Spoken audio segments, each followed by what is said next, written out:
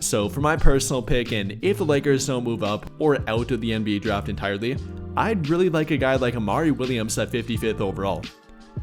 Now if you have no idea who he is and don't keep up with college basketball, we're talking about a 7-foot, 260-pound center that finished his 5th and final college year at Kentucky last season. So yes, we are talking about a player with a full college background here. Not only the traditional 4 years in college, but then the 5th year from the COVID year, being a super senior quote-unquote, playing his first 4 years at Drexel College, a mid-major D1 college, then like I said, transferring to Kentucky for his 5th and final year of college. Which leads to him being a bit older than your traditional NBA draft prospect. You know, not a 24, 25-year-old, but he is 23. Older than your typical one-and-done freshman, or your overseas prospect that might be 18 or 19 coming over.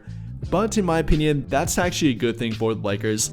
Like I said, they don't want a project player and a guy that can't contribute to their team, or pretty much offer them nothing but long-term potential.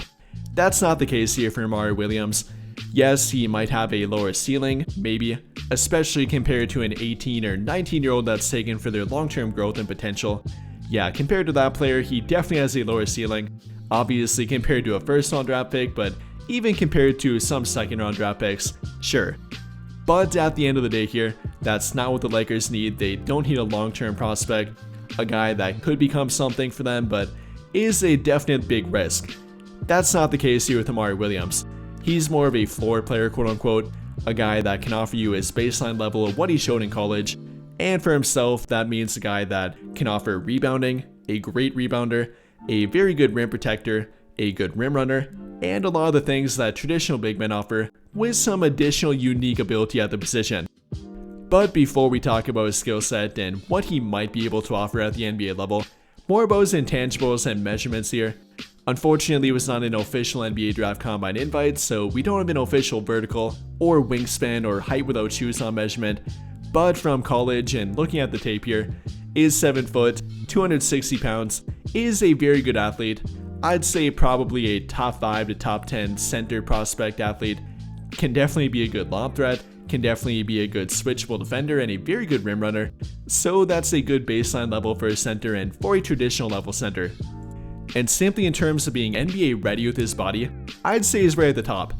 Definitely has a filled out frame, isn't going to get a whole lot bigger, it doesn't really have to be, already roughly 260 pounds and is kind of that grown man strength, isn't some 18 or 19-year-old that's still growing or trying to grow into their body. Amari Williams definitely is filled out, and that's not a worry with him entering the NBA.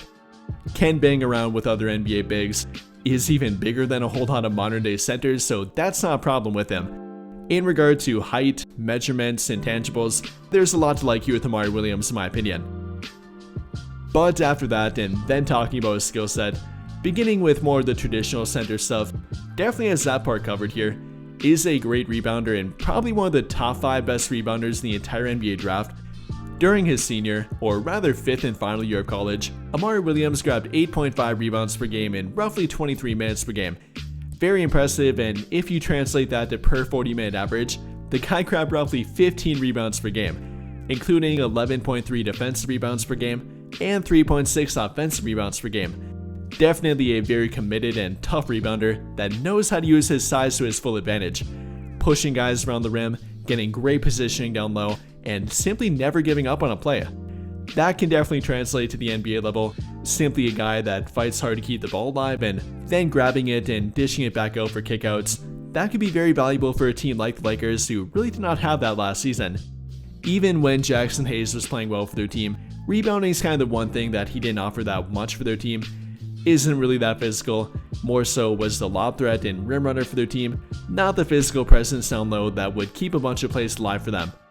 However, that's not the case with Amari Williams. In fact, that might be his best strength entering the NBA and probably the thing you can rely on him the most in my opinion. Then to go along with that, not only about the defensive rebounding, but then what he can do directly after that point, is actually a pretty skilled big man like I said, and this is one part of it. Immediately after grabbing a defensive rebound, he doesn't have to look to a guard or simply a ball handler to bring it up the court, he directly can do that himself. Kind of comparable to a guy we've talked about like Nick Claxton for example, immediately after grabbing a rebound or even in the half court, can put the ball on the floor and actually dribble the ball up the court himself too. So definitely the advantage there is a true 7-footer that can offer some ball handling ability and put pressure on your opponent's defense and not let them get set up correctly. If you watch the background tape here and simply his college tape, how much offense that Kentucky ran around him and using him as kind of a high post facilitator, that's a very unique skill set that he does have and might be able to offer at the NBA level as well. Dishing it to him at the high post, kind of like the Lakers tried to use Anthony Davis prior to trading him, initiating some of their offense around him, having backdoor cutters, and often using him as kind of that DHO guy, or then to initiate backdoor cuts and pin down screens around him. That's something that might be a useful trait with Amari Williams. Maybe not during his rookie year, but kind of a long-term outlook with him, and something that he did show during his college background. Apart from that, actually can offer switchability on defense, and that's arguably even more important in the NBA. With all the 5-out defense and the 1-through-5 switching, you gotta be a fairly mobile big, and that definitely is the case for Amari Williams. Maybe won't be able to switch 1-through-5, not exactly like a Nick Claxton or Anthony Davis per se, but definitely can offer some switchability, is not completely reliant on drop coverage or being exactly tied to the rim. He can actually move his feet a bit. So not only a good rim protector, or at least a potentially good rim protector, but a fairly versatile defender in general and one that does have defensive upside. But I think that'll pretty much do it for this one, and if you enjoyed the video, then I'll greatly appreciate it if you dropped a like, subscribe to the channel if you have not already, and hit that notification bell to never miss out when I upload a video. But as always, thank you for watching and have a great day or night.